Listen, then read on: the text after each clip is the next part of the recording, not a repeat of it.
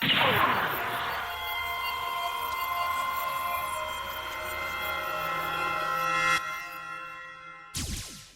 guys, Carol97 again. This time with a review of the 144th scale high-grade G-Saviour, G-Saviour Space Mode. From the G-Saviour original model kit design series, not based on any kind of movie or series or other such reference material. Moving on. So for colors, we are getting the traditional Gundam colors. We have a lot of white, legs, arms, you name it, lower body, even a bit on the back here. So the beam saber. Then the blue is slightly darker than what we would regularly expect from a Gundam type, but very nice, fits really well with the white and the other colors. We have some red here for the chest, and also, very surprisingly with the dark blue, a separate chin. And that is really awesome because this is one of the first, if not the first, 144th scale Gundams which actually has a separate chin, and I'm actually pretty sure it is the first, so that is really awesome. Also, unlike traditional Gundams, we get a blue V-fin, which is something we hardly ever see if this isn't one of the only ones. In fact, usually we get white or yellow or like orangey, but really nice and different. And then that is pretty much everything for the joints here. Surprisingly enough, this is not gray, this is very dark blue.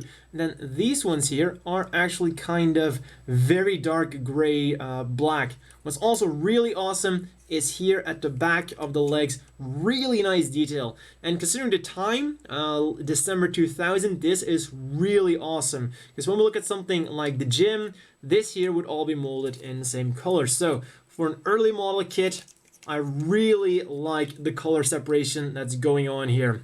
Then moving on to stickers, we get the usual eye stickers, unexpected. We get the big yellow / gold ones for the vents, which look really nice.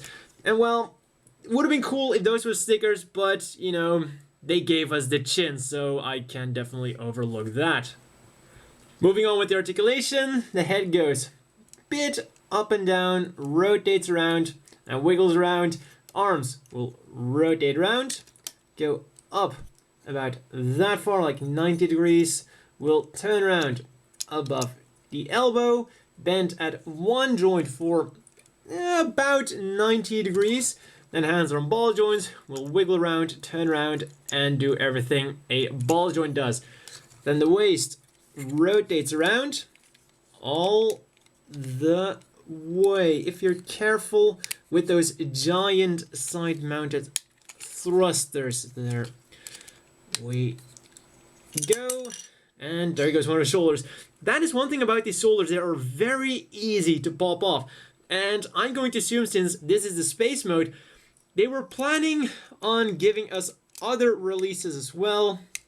I guess they hoped this would do really well, and they kind of designed those shoulders to be easy to remove in order to swap them out. Like, for example, you had the terrain mode, which they never made like a land mode, and they probably planned on making a few MSVs of this. Fortunately, it never really caught on, for reasons that are extremely baffling to anyone who knows anything about it. So legs go out about that far, front skirts molded together and cannot be separated. Legs go forward about that far, backwards about that far. Then rotate around a bit. Knees, only a single joint, but you still get about 90 degrees out of them, if you can see it with those giant side skirts. And then the legs, the feet go forward, backward. Actually have a toe joint, which is really cool, though it doesn't really do a lot for the articulation because they can't go upwards, but still, for a flying pose, it is cool. And then we'll go side to side and rotate around a little bit. So overall, articulation is pretty standard for the time, nothing too horrible, nothing too great, just very standard. Moving on to accessories, and that is something that wasn't really that standard for the time. Also considering the grade this thing was released in. For starters, the one thing that kind of surprised me was a clear beam saber, just like the 08 MST model because it came before it.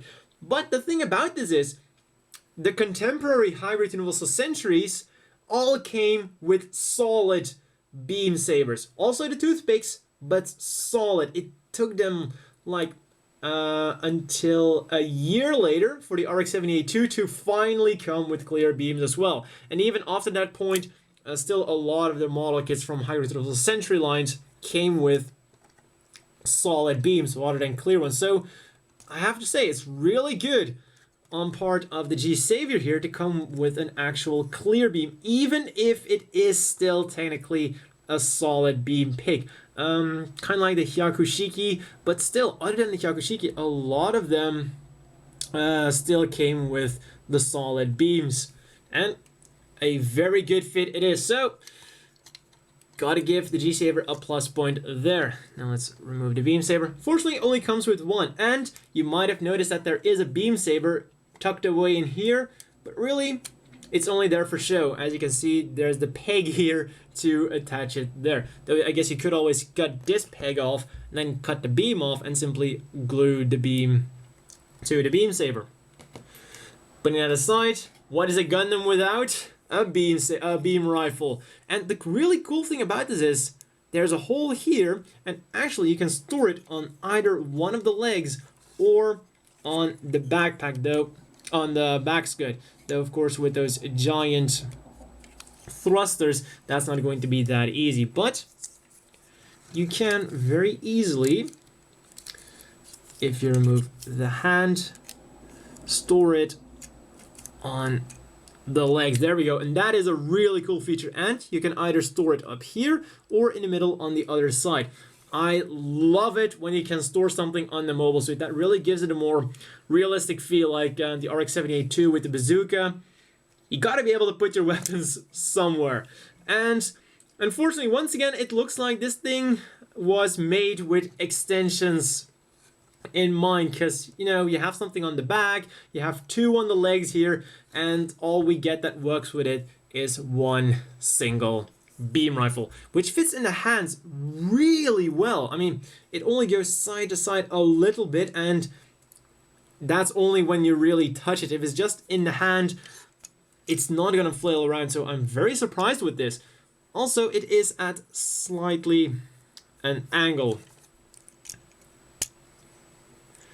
But I have to say, the beam rifle really surprised me. Then, a slightly underwhelming accessory. Now, it looks very nice, really nicely detailed. Once again, clear plastic, but it is very tiny. The shield is barely bigger than the arm.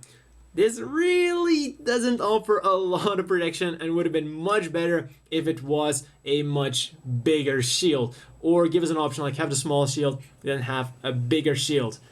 But, you know, it's still a cool thing that once again it came with clear part. But now, let's say that you don't want to use this little dinky shield here. We do get a cover so that your mobile suit doesn't stand there with a random hole in his arm. And once again, that's a cool feature, like attention to detail. Usually, mobile suits that come with holes in their arms for shields, they will stand there with a random hole in their arm. This at least covers it up, and it's also very easy to remove again once you want to use a shield. Also, unfortunately, you can only mount it on the one arm, because here there is no hole whatsoever. Though you can see it's supposed to go in here. Would have been awesome if they gave us the option to also be able to put it on the right arm. Because then you could buy two G-Saviours if you would want to do such a crazy thing and have them hold two beam shields. As always, the inevitable question is, do you want to buy this? And well, for 1,500 yen, maybe? Yes? And I know that's not what a lot of you, especially those who have seen the movie we all deny existed, were expecting me to say. But when you consider the time this thing was released in, it's actually a pretty good model kit. As I've said, it was the first one to actually come with a chin that was not a sticker in 1/44 scale. It comes with clear beam effect parts, which at the time, especially in the higher Reasonable Century line, wasn't always done. There were high Reasonable Centuries that came with clear parts, but not nearly all of them. So it's definitely cool to see that this is one of those models that actually came with the clear beam effect parts. And overall detailing is really nicely done. The face looks really sharp, and I especially like what they did with the angles here. I was expecting this to be like the gym and just have it in the same color as the leg. So I was genuinely surprised. The backpack is really nicely detailed, and overall I was just very impressed. But that is not to say you should rush out and buy this. 1,500 yen is a significant price for what is a very... well, at the same time, it's pretty unique, but also generic. When you look at the weapons, it is as standard as it gets. You get a beam rifle, you get a shield, you get a beam saber. Just as any other Gundam out there. So the loadout is definitely nothing special, except that you can mount the rifle anywhere on the legs, or you can mount it on the back. So that's cool, but other than that, very standard. Though the look of this thing is definitely pretty unique. I have to say I didn't like it at first, but building this model kit and looking at it and posing it around a bit definitely made me appreciate the design a lot more. And let's not forget that this is also going to look pretty unique put next to your other Gundams on your shelf. The bottom line I have to say for this thing is, forget it was associated with... yeah, let's just forget it was associated with that movie that nobody should watch, and if you watch it, I feel really sorry for you. And anyone who hasn't watched it, do not touch it, do not watch it, and for the love of God, do not pay any money to watch it. So yeah, let's forget that thing existed, and just look at this model kit. And when you only consider the model kit, it's definitely not a bad thing. Though, if you're not a particular fan of the design, there are definitely better deals out there for 1,500 yen. And let's really do some size comparisons. It is a slightly bigger than standard model kit, but it's not something massive such as the Zaku 3. For example, that thing also costs 1,500 yen. And when you compare the two, you can definitely see where the money here went, though the money here went a bit more into the engineering, I guess I would have to say. So, at the end of the day, I'm just going to repeat the conclusion again. Forget about the movie. I mean, I think that's what we're all trying to do if you've watched the movie. To probably no avail, because we've been scarred for life. But try to forget about it, look at the model kit, and think that at the very least, we got one good thing out of it. One slightly overpriced good thing. So, that's all for this review. And see you guys. Wait. One more size comparison I have to do, because this is a late Universal Century mobile suit. You know, they tended to get smaller, and I think they forgot to tell the Canadians that, and they went ahead and made the G-Saviour quite large. Ah well, that's all for this review, and see you guys next time.